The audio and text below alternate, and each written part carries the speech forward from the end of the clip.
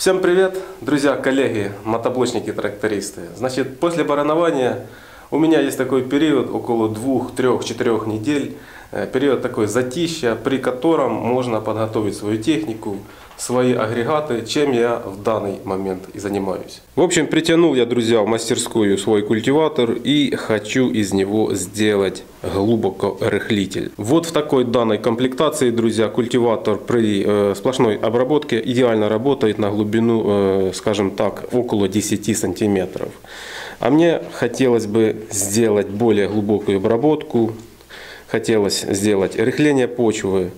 Ну, скажем так, хочется попробовать, что из этого получится. Значит, что я хочу в нем переделать? Вернее, не переделать, а доделать. Вот снял я одну лапу, отсоединил стрелку от стойки. Значит, кто спрашивал, какая у тебя там стрелка стоит, друзья, отвечаю. Между концами хвоста 22 сантиметра. В общем, попробуем работать вот в таком варианте, без стрелки, просто самой лапой. Насколько получится заглубить ее, настолько и попробуем работать. Одно, что только вот здесь вот носик немножко я заточу, чтобы он более так красиво входил в землю и меньше было сопротивления. Но это еще не все, друзья. Не знаю, на какую глубину будет зарываться сама стойка в землю. Вот. Я так подозреваю, я думаю, что после нее, вернее, земля будет такая с такими грудками вываливаться. Вот. И каток, который у меня сейчас стоит на культиваторе, он с этой задачей будет справляться не очень. То есть каток я хочу поменять. Он легко снимается с обоих сторон. Там на 4 болтиках с каждой стороны. Снимаем вот эти 2 трубы с пружинами. Вот.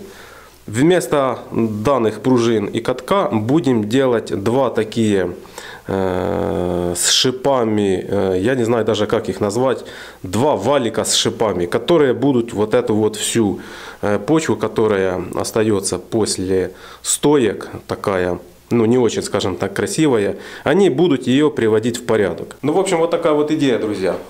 Что скажете? Будет работать? Будет глубже идти. Так, ну из чего, собственно, буду делать? Значит, друзья, труба на 40. Вот эта труба пойдет в качестве валов. По бокам будут подшипники. Значит, подшипники 203. Есть такие у меня вот 4 оськи. Повытаскивал с таких вот роликов. Это были ролики с забора. Выдвижные такие ворота. Вот, значит, эти оськи идеально вот сюда вот встают. Вот. Ну, короче, немножко там проточим под подшипник, чтобы все вставлялось, и обварим. С обоих сторон 2 вала, 4 оськи, 4 подшипника. Труба 20 на 20, по бокам будет такой крепеж, еще не знаю как, но что-то придумаю. Ну и в качестве шипов есть у меня такая проволока 8, значит, такие вот кольца, это еще я делал на картофельный комбайн. 8 туда не пошла, я ее менял, но такие кольца остались. Значит, нарежем с 8 проволоки такие шипы, немножко их изогнем и приварим несколько рядов на 2 вала, на 2 катка. 8 вроде кажется как тонковатый материал, но в принципе там нагрузки такой какой-то супер-пупер по кирпичам, по бетону, ну, никто не будет этими катками гонять. Я думаю, они справятся. У меня на баране стоит 10, так там получается движение идет самого этого штыря бараны, да, перпендикулярно к земле, там тянет и его никуда не изгибает. А здесь 8 это шип будет залазить, то есть под как бы встревать, не то что его там будет тянуть, а он будет встревать. Вот. Я думаю, будет работать. В принципе, хочется, конечно, сделать побыстрее и попробовать. Значит, работает, друзья, приблизительно, я так посчитал, где-то дня на 2. Это в таком расслабоне, скажем так. Ну что, не сидим на месте, как говорится. Что-то нужно делать, что-то нужно модернизировать, испытывать. Поехали, я думаю, будет интересно. Так, стоп. Чтобы все получилось, для начала нужно выпить кофейку. Мы, кстати, поменяли старую кофемашину. Она уже у нас была около 3 лет. Брал ее в БУ. Ну, в общем, в последнее время начала просто переводить зерно. Взяли новую. Я вам скажу, друзья, это просто песня.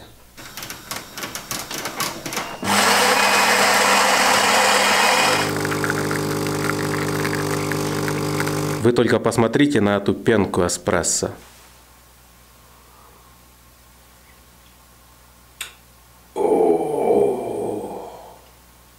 Вот это меня сейчас устроит.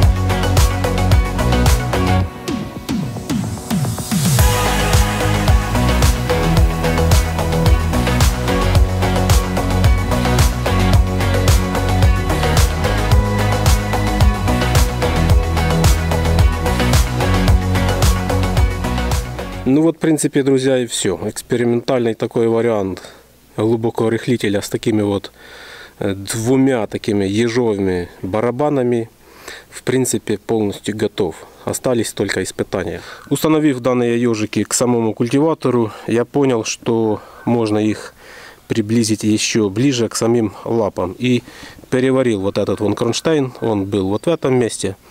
Я немножко его сдвинул сюда, чтобы сами ежики подвинулись к лапам. Ну, теперь видно, что лапы между самими ежиками.